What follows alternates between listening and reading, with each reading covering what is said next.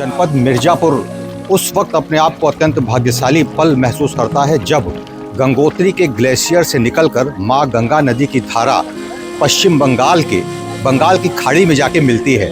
और उस 2525 किलोमीटर की गंगा मां यात्रा के दौरान जनपद मिर्जापुर में मां गंगा का किस तरीके से स्वागत किया जाता है, उनका सम्मान किया जाता है, उनके आगमन को लेकर लोग हर्षित दिखाई देते हैं। आज इसका सीधा जीता जागता नमूना जनपद मिर्जापुर के अति प्राचीन सांस्कृतिक धरोहर से काफ़ी महत्वपूर्ण ये पक्का घाट इलाका इस वक्त बिल्कुल गुलजार नजर आ रहा है।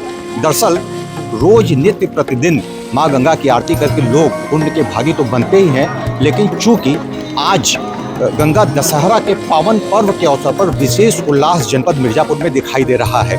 तमाम लोग ये जानना चाहते हैं कि दरअसल इस प्राचीन पक्के घाट की जो विरासत है, इसकी कहानी क्या है।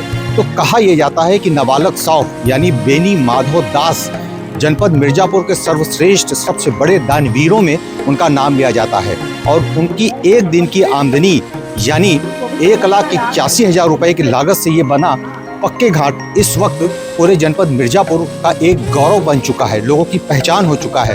कहा जाता है कि ये तमाम प्राकृतिक सौंदर्यता के साथ साथ कई कलाकृतियों को भी अपने अंदर समाये हुए हैं। दरअसल पक्के घाट के बारे में सर्वत्र जनपद मिर्जापुर में ही नहीं, पूरे पूर्वांचल में इस घाट की चर्चा होती है। इस घाट के बारे में कहा जाता है कि 1871 में इस घाट का निर्माण का काम शुरू हुआ था और 2 साल लगा था इस घाट को बनने में। कहा यहाँ तक जाता है कि माँ गंगा के पुत्र के रूप में विख्यात और काफ़ी लोग उनको माँ गंगा का पुत्र ही जानते हैं। दरअसल बेनी माधव दास के बारे में कहा जाता है कि वो बहुत बड़े दानवीर थे।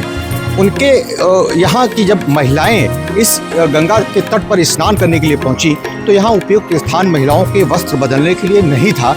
इसकी वजह से उन्होंने इस पूरे घाट को पक्का कराया और न सिर्फ पक्का कराया बल्कि कलाकृतियों से भरपूर एक धरोहर को भी सजा के रखा।